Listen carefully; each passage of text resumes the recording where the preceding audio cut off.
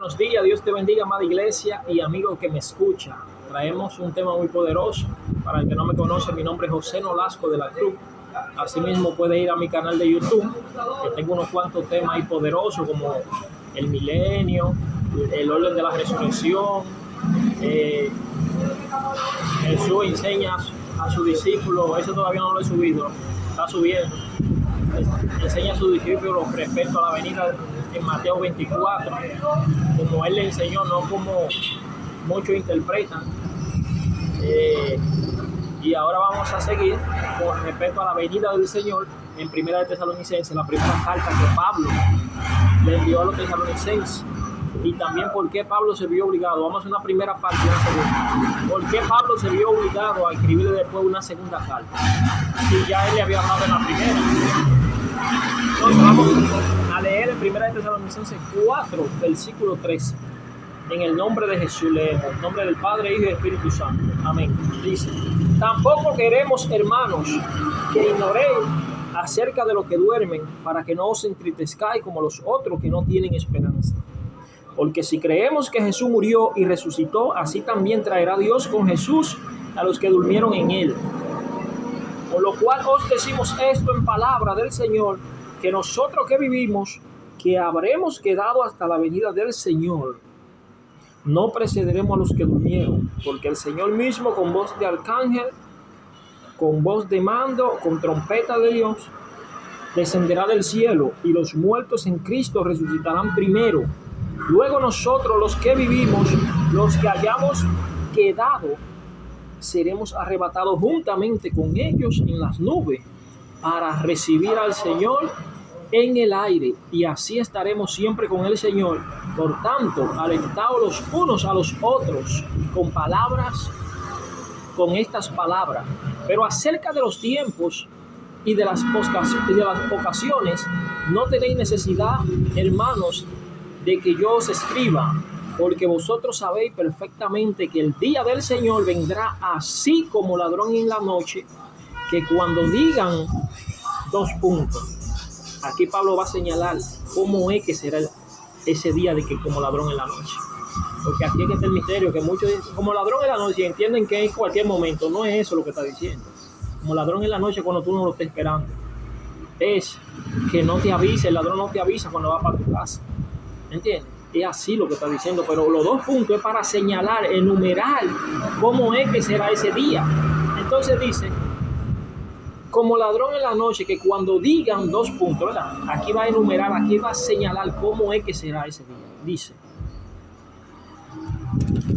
que cuando digan paz y seguridad, entonces vendrá sobre ellos destrucción repentina como los dolores a la mujer encinta y no escaparán. O sea, Pablo está diciendo aquí, claro, cómo es que será, que cuando digan paz y seguridad, o sea, que cuando el hombre de pecado tome el control, él tiene que encontrar caos, tiene que encontrar la economía en el suelo, tiene que encontrar todo destruido. Entonces, cuando ellos se pongan a una, todos los presidentes a una, con un solo gobierno, una sola religión, una sola moneda, que ya ellos le hagan creer a la gente, le vendan a la gente que todo está en paz, que todo está seguro, que ellos son la solución. Entonces Pablo está diciendo aquí, vendrá destrucción repentina sobre ellos, pero no que viene una destrucción de una vez y lo destruya todo, no, como los dolores de parto a una mujer, porque los dolores de parto a una mujer le empiezan al paso, un chin, después le van subiendo hasta que se arme el juidero y hay que llevarla para el hospital. Así es que Pablo está diciendo ahí. Dice, y no escaparán más vosotros, hermanos, no estáis en tiniebla para que aquel día os sorprenda como ladrón. ¿Entiendes? Que no estemos en tiniebla para que aquel día nos sorprenda como ladrón. Dice, porque todos vosotros sois hijos de luz e hijos del día, no somos de la noche ni de las tinieblas. Por tanto, no durmamos como los demás, sino velemos y seamos sobrios. Pues los que duermen de noche duermen, y los que se embriagan de noche se embriagan. Pero nosotros que somos del día, seamos sobrios, habiéndonos vestido con la coraza de fe y de amor, y con la esperanza de salvación como yelmo. Porque no nos ha puesto Dios para ira, sino para alcanzar salvación por medio de nuestro Señor Jesucristo, quien murió por nosotros, para que ya sea que velemos o que durmamos, vivamos juntamente con Él, por lo cual animaos unos a otros y edificaos unos a otros, así como los hacéis. Gloria al Señor. Entonces, como vemos, el apóstol Pablo le está escribiendo aquí a los tesalonicenses en su primera epístola y le dice que no quiere que se entristezcan acerca de cualquier familiar que han perdido, a cualquiera que se le ha muerto un familiar que murió en Jesucristo, que está durmiendo, porque el que muere en Cristo no muere, sino que duerme. La Biblia conoce como muerte a aquel que muere fuera de Cristo. ¿Por qué? Porque lo reconoce como doble muerte, muerte espiritual y muerte física. Entonces, el que muere en Cristo lo reconoce como que duerme. ¿Por qué? Porque tú estás descansando en el paraíso hasta el día de la resurrección, cuando entonces los muertos en Cristo resuciten primero. Entonces Pablo le está dando ese aliento de vida a ellos, diciéndole: no se entristezcan como los demás, no se entristezcan de los que duermen, como los otros que no tienen esperanza. Cuando se refiere a los otros, o sea, a las personas que no conocen a Jesucristo, no se entristezcan, porque ellos lloran a su muerto sin esperanza y sin consuelo. Pero ya ustedes que conocen a Jesucristo, usted puede llorar, sí, pero sabiendo que tiene esperanza de que un día lo va a ver, cuando el Señor traiga a Jesucristo juntamente con ellos. Entonces, porque eso le dice: porque el Señor mismo, con voz de mando, con voz de arcángel y con trompeta del cielo. ¿Por qué él habla con voz de arcángel? ¿Por qué? Porque de los 7 ángeles en el Apocalipsis, el 7º ángel tiene una trompeta, y cuando ese 7º ángel suena esa trompeta, que el Señor le dé la orden y le hable con voz como de arcángel y autoridad, que le dé la orden, suena la trompeta al 7º ángel, que ese 7º ángel suene esa 7ª trompeta, que es la final trompeta que el apóstol Pablo habla a los Corintios. Dice que los muertos en Cristo van a resucitar primero. Luego nosotros, dice Pablo, los que vivimos, los que hayamos quedado. Pero ¿a dónde está el misterio? Pablo dice nosotros los que vivimos. Él se está incluyendo. ¿Por qué él se está incluyendo? Porque ahí es que está el misterio. Aunque Pablo se está incluyendo, Pablo sabía que él no le iba a tocar eso. Los que hayamos quedado. ¿Pero que hayamos quedado de qué? ¿De qué? Que hayamos quedado vivos. Que vivos van a quedar gente todo el tiempo van a quedar gente viva. O sea, los que hayamos quedado, o sea, los que Pablo está hablando de los que hayamos quedado, pero ahí está el misterio, que ahí te engrampando el rompecabezas, porque aquí es un rompecabezas. ¿Entiendes? Que hayamos quedado, él no dijo que hayamos quedado de dónde. ¿Entiendes? Entonces, si tú vas al mando de este rompecabezas, el Señor te va viendo el entendimiento. Tú puedes ir comprendiendo junto a Apocalipsis, junto a Daniel, todo este rompecabezas, junto a los profetas que hablaron: Sofonías, Malaquías, Ageo, un sinnúmero, el mismo Joel. ¿Entiendes? Hablaron del día del Señor. Ese día en el Viejo Testamento se conocía como Jehová, como el día del Señor. En el Nuevo Testamento se conoce como la venida del Hijo del Hombre, como la venida de Jesucristo. ¿Por qué? Que es el mismo. Entonces, ¿por qué ha venido tanta confusión y tanto error para entender este misterio? Porque es un misterio. Porque el ser humano ha creído que Dios es 3 personas y Dios es uno. Dios es uno. En el Viejo Testamento él se manifestaba y se llamaba Jehová, pero ahora en el Nuevo, cuando viene y se hace carne, y él mismo decide llamarse Jesús como hijo, él mismo decide llamarse hijo, y él me llamará a mi Padre.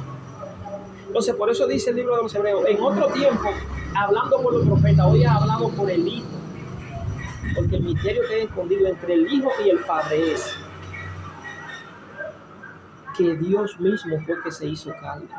Entonces el ser humano no puede entender eso. Lo que está creyendo es que Dios es tres gentes, tres personas, tres dioses. No, que ellos son lo mismo, sí, pero en tres personas. O sea que si son tres personas, son tres seres, y Dios es un solo ser que tiene un cuerpo, tiene un alma y tiene un espíritu, como usted y yo lo tenemos. La única diferencia es que Dios es todopoderoso y puede estar en trillones de personas al mismo tiempo, pero no significa que sean trillones de Dios. Es un solo Dios con esa capacidad.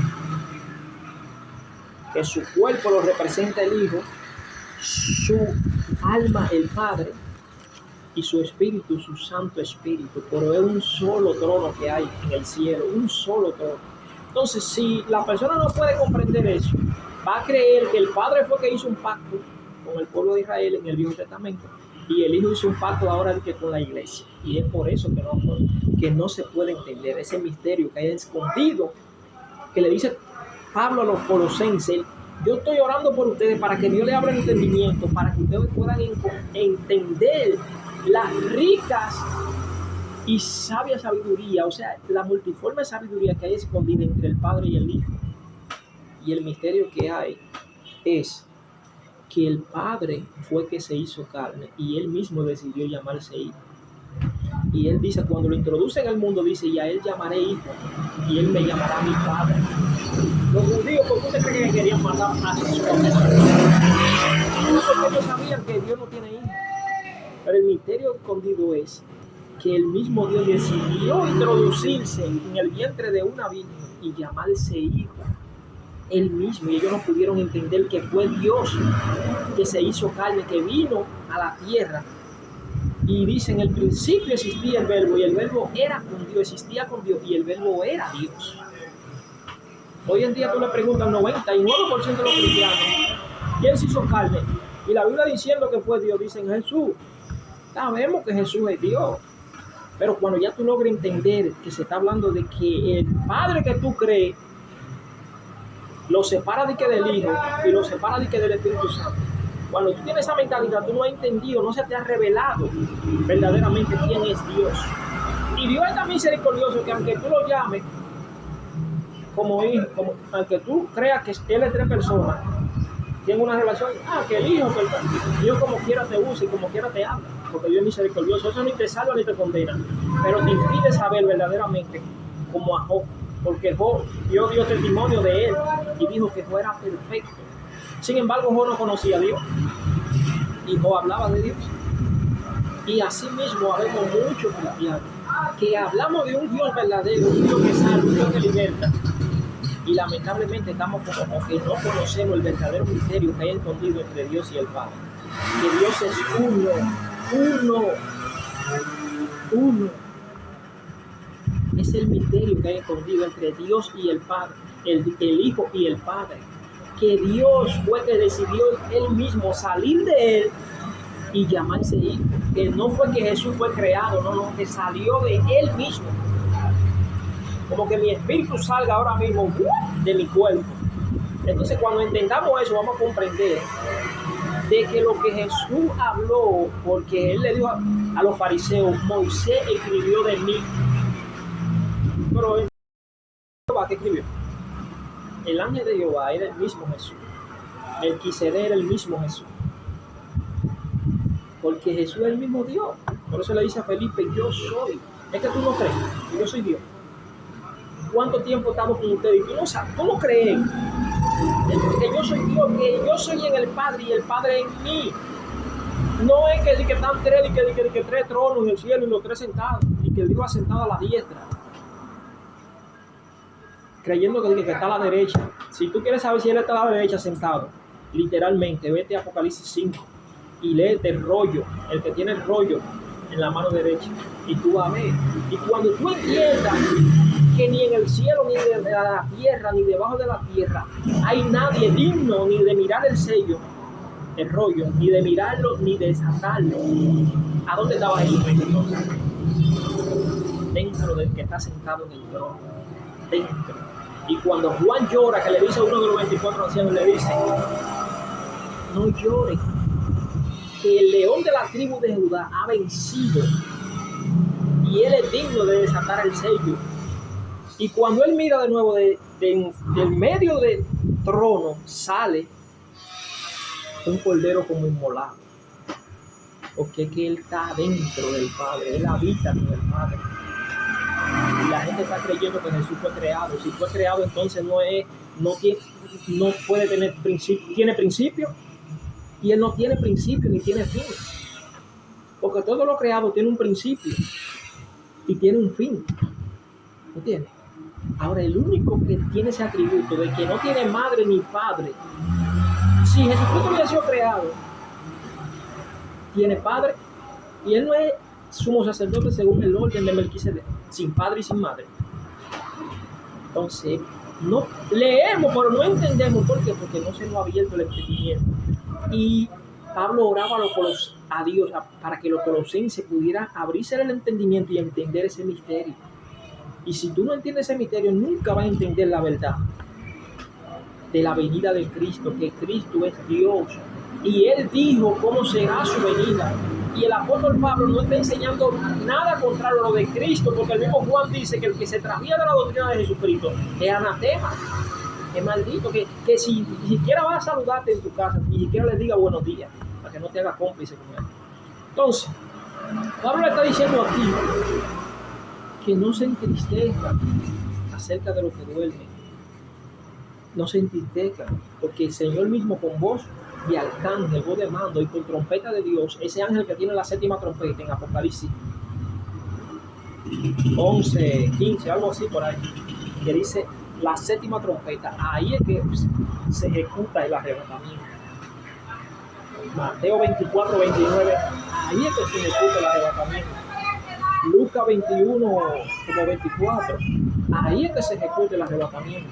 Marcos 13, no me acuerdo el versículo, ahí es que se óigame, el arrebatamiento se va a dar como Jesús lo dijo, porque es que Jesús es Dios. No es que Jehová en el Viejo Testamento hizo un pacto con ellos y el Señor vino y no creyeron y que ya eso que se paró. Mi hermano, ¿y quién puede parar? ¿Quién puede pararlo de Dios? ¿Quién puede pararlo? Jesús dijo: yo soy el camino, la verdad y la vida, y nadie viene al Padre sino por mí. Jesús es Dios. Él dijo nadie y nadie. ¿Entiendes? Nadie es nadie. Porque es que Jesús es Dios. El que en el Viejo Testamento hizo pacto con ellos es el mismo Jesús. Si no, ve cuando Felipe le hace la pregunta y le dice que tú no crees. Y cuando los fariseos lo atacaban con el día de reposo, él le decía: Moisés escribió de mí. Él no dijo escribió del Padre, no, de mí. Porque es que él es uno, él es uno. Él es uno, un solo ser, no tres seres. ¿Por qué? Porque nosotros somos imagen y semejanza de él y somos un solo ser. Un solito ser que tiene un cuerpo, tiene un alma y tiene un espíritu. Es algo muy diferente a tres seres, a tres personas diferentes, distintas, que piensan de que igual y por eso son uno. No es así. Porque es que entonces hubieran tres tronos. En el cielo hay un solo trono y un solo ser sentado en ese trono.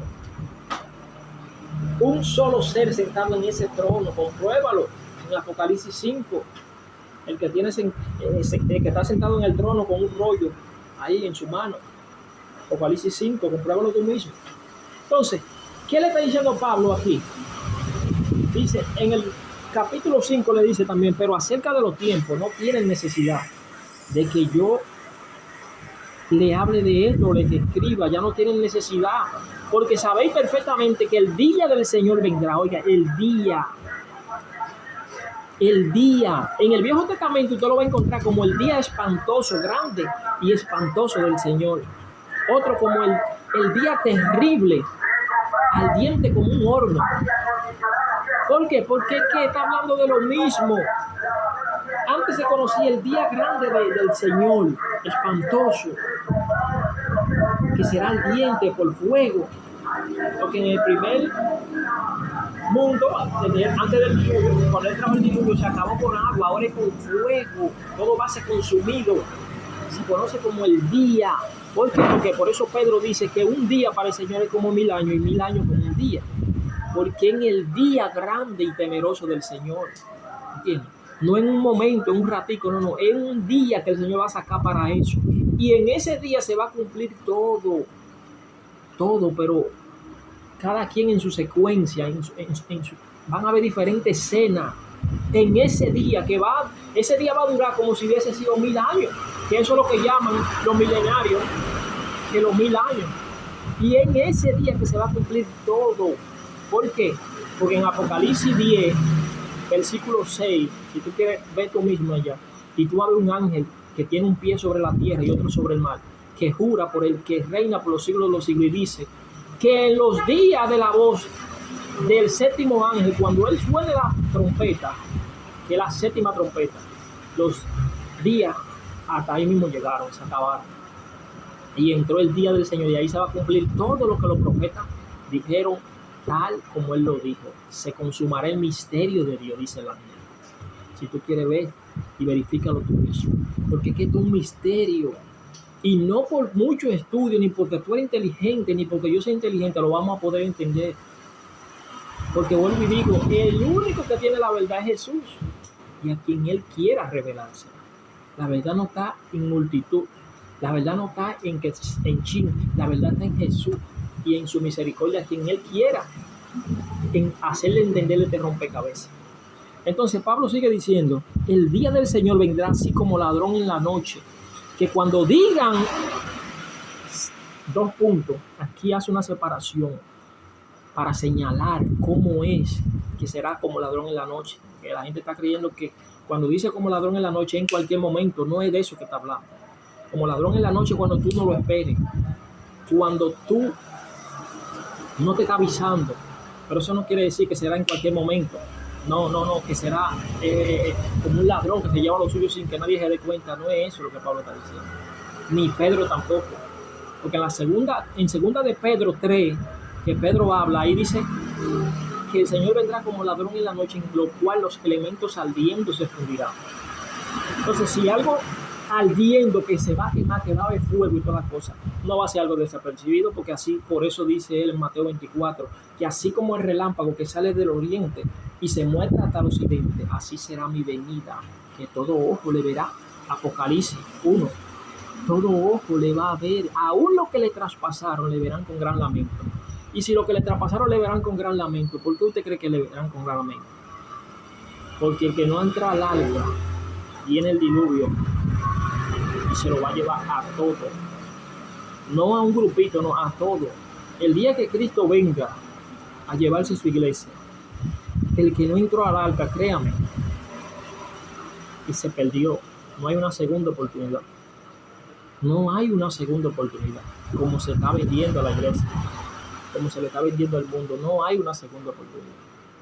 Por eso Pedro, en segunda de Pedro 3, vaya a leer usted mismo, dice que el Señor no retarda su promesa, sino que Él no quiere que nadie se pierda, como algunos lo tienen por tardanza, sino que Él no ha venido, el Señor no ha venido, dice Pedro. ¿Y de qué venida que está hablando Pedro? La venida, la única que hay, la segunda venida, la única, no hay más. El Señor no retarda su promesa, no ha venido porque Él no quiere que nadie se pierda. Lo que pasa es que han separado de que cuando suene la final trompeta, que Él viene a recoger lo suyo en el aire, por lo mismo que Pablo está diciendo aquí, en el Tesalonicenses, en el aire estaremos con Él. La separan de cuando ya Él viene a destruir en el caballo blanco, en Apocalipsis 19, que viene a destruir a todos los que se pusieron la marca. Y hacen 3 venidas, como quien dice. La segunda venida es cuando Él se lleva a su iglesia en el aire. Esa hacen de que el arrebatamiento de la iglesia es en el aire. Y la segunda venida ya cuando Él viene a destruir en Apocalipsis 19 con la espada que sale de la boca del caballo. Pero entonces, si en la segunda venida es lo que ellos llaman que el Señor dice que pisa la tierra, de que esa es la segunda venida, entonces si tú lees Apocalipsis 19, tú te vas a dar cuenta que con la espada que sale de la boca, todos los que están abajo, mientras la iglesia está en el cielo, van a ser destruidos por la espada que sale de la boca del que viene montado en el jinete con todo su ejército. Ahí no hay una segunda oportunidad, porque es que te han contado una fábula artificiosa. No hay una segunda oportunidad, ni en la parábola del trigo y la cizaña, ni en la parábola de la Virgen, ni en Mateo 24. En parte tú vas a encontrar una segunda oportunidad. Eso lo ha sembrado el maligno para engañar al pueblo, hacerle creer que se va y que es una venida falsa antes. Y sin embargo Apocalipsis te habla de un sinnúmero de gente que van a ser salvos y los llaman a bienaventurados y que son los que van a reinar el milenio con Cristo. Y entonces, pues esta gente son más favorecidas que entonces los que se fueron adelante, que supuestamente que van a heredar para el milenio con Cristo, igual a los mandamientos de Dios y tienen el testimonio de Jesucristo. Entonces, iglesia, es tiempo de que tú abras los ojos, de que le pidas a Dios con humildad que te abra el entendimiento, porque es que todo hombre podemos estar equivocados 100%. La verdad absoluta nada más la tiene Jesucristo y a quien Él quiera revelársela. Entonces, mientras estemos haciendo arrogantemente, creyendo que porque aprendimos de otro que nos enseñó y que ya tenemos la verdad, y no es así. La verdad solamente la tiene Cristo.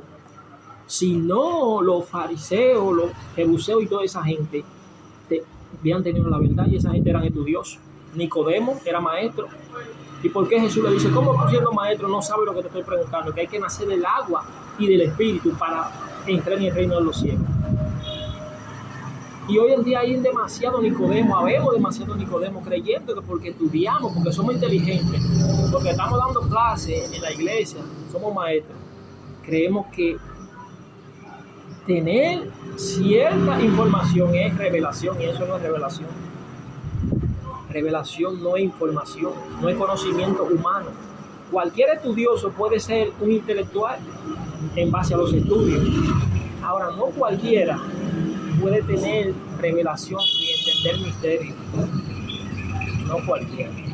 Eso lo pueden obtener solamente los mansos y humildes de corazón, y a quien Dios en su misericordia escoja, no porque sea algo, porque es que Dios no escoja de que porque tú seas algo, que aquí nadie, somos polvo, basura. Entonces Dios en su misericordia escoge gente, ven, le voy a poner esto, a este le pone esto, a este le pone esto, y porque Dios me use a mí en eso, eso no quiere decir que yo todo lo que hable venga de parte de Dios, no. Porque es que todo hombre es mentiroso, mas el único veraz es Dios. El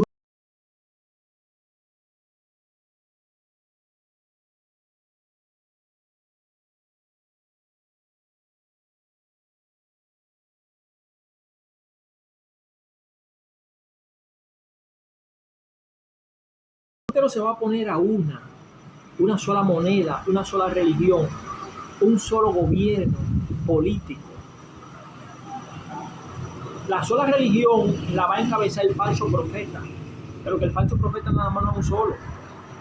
Va a haber un líder, sí, un líder, pero puesta acorde con todos los países donde hay una sola religión, por ejemplo, una iglesia ahí, puesta de acuerdo todos, y todos se van a regir por lo que diga ese líder religioso que representa el falso profeta. Entonces, por eso es que Dios le va a dar ese poder engañoso para que ellos hagan hasta descender el fuego del cielo. Entonces, los que se van a llevar de los milagros y de que Él se desciende el fuego del cielo, wow, pero Dios lo usa y que esto. Porque por eso es que Jesús le dijo en Mateo 24, mirad que nadie os engañe. Porque es que Él sabe que Él le va a permitir al enemigo hacer todo eso, toda maravilla para descender el fuego del cielo. ¿Entiendes? Le va a hacer, ¿por qué? Porque es que Dios lo va a entregar en un poder engañoso. ¿A quiénes? A los que no creyeron. A los que no creyeron en el transcurso de que la iglesia está predicando que Cristo venía, de que Cristo salva y esto. Y cuando llegó la hora de la prueba que ha de venir sobre el mundo entero, y ahora Apocalipsis 3:10, sobre el mundo entero, entonces Dios lo va a permitir que ese poder engañoso venga. ¿Para qué? Para que los que no creyeron sean condenados. Así mismo que lo dice Pablo en la segunda epístola de Tesalonicenses, no soy yo que lo digo, para que sean condenados. Entonces, si no creyeron y Dios lo entregó un poder engañoso para que sean condenados, ¿cómo tú crees que va a haber una segunda oportunidad? Si la iglesia dice que se va antes, no hay una segunda oportunidad en parte, que eso es un engaño, para que la gente esté entretenida, creyendo que si no se ve en la primera, se ve en la segunda. Eso es mentira. Porque si hubiese una segunda oportunidad, yo no pudiera estar asustado y preparándome todos los días como si fuera el último de mi vida. Porque si no me voy la primera, me voy la segunda. La Biblia llama bienaventurado y llama que guardan los mandamientos de Dios y tienen el testimonio de Jesucristo a los que se quedaron. Entonces tú no te has puesto, no te has sentado a analizar un poco que por qué la Biblia lo está llamando bienaventurado y por qué dice que guardan los mandamientos de Dios y tienen el testimonio de Jesucristo. ¿Tú lo dudas? Por esta parte la vamos a dejar hasta aquí. Y entonces nos vamos para la segunda epístola de Tesalonicenses para saber ahora por qué Pablo se ve obligado a hacer una segunda epístola. Vamos a hablar de segunda de Tesalonicenses en el otro video, en la segunda parte. Ahora, ¿por qué Pablo le abre una segunda carta explicándole ahora? ¿Por qué? Porque parece que habían gente que estaban diciendo que el Señor venía inminentemente y profetizando. Entonces Pablo se ve obligado a hablarle ahora a los tesalonicenses, a decirle una advertencia y aclararle claro sobre la venida del Señor. Dios te bendiga. Nos vemos en la segunda parte.